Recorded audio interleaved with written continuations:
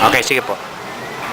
We're going to have a special Olympics on September. We're going to have games for the special children like athletics and some ball games for them have a socialization activities and for them to become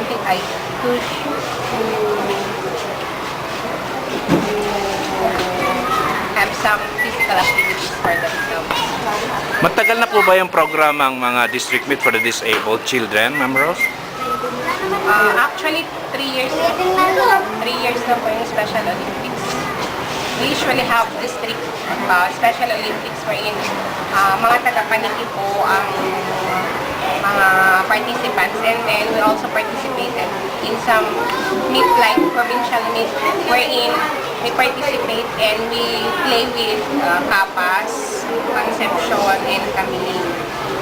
So, ibig bang sabihin nito, yung mga disabled children ng Kapas, Kamiling, matitipon-tipon sila dito sa Paniki o saang lugar po? Kung saan po yung, halimbawa, last year po, yung provincial meet is ginanap dito sa Paniki. So, ang Special Olympics po ay ginanap dito sa Paniki, sa Eduardo Cojuangco, sa Opal po, athletic ball. Now, kung saan po magaganap yung provincial meet, doon po pupunta yung mga special children para maka-participate sa Special Olympics, kung saan makikipaglaro po tayo sa mga special children ng Kamiling, Concepcion, and Kapas. So, isang napakagandang pagkakataon na naman po sa mga bagong senior children na ma-expose at makisalamuha sa mga iba't ibang mga kabataan katulad nila sa ating probinsya. Opo. So, meron pa po kayong karagdagan, Ma'am Rose? Aside from that, wala po naman po mga updates. Kundi yun pa lang po sa ngayon yung pinaghahandaan ng mga special children.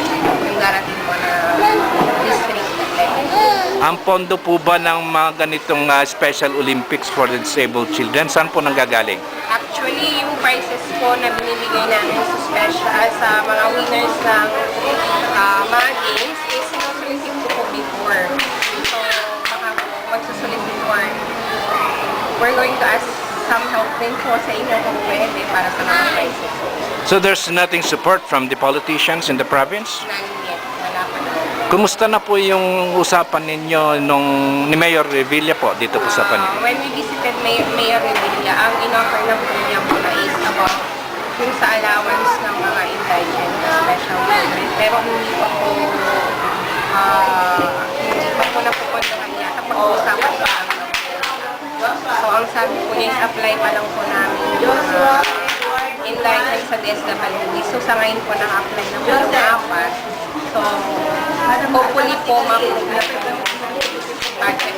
And sana lahat ng Yung pong ID ng DSWD ba yun? Ito po ba'y binibigay din ng libre para sa mga kabataan? Opo, lahat po ng special child or person with disability, lahat naman po makakapag-avail ng ID. Whether they are rich or may dayo or sa may mga disabilities. Napakaganda pong programa ng gobyerno natin, naka-back up sila, no po? Kaya lamang alam po natin na talagang kinukulang ng pondo. Sana po ay makarating ito sa mga donors natin na masuportahan pa nila ang ating mga bata may kapansanan. Sige po. Thank you.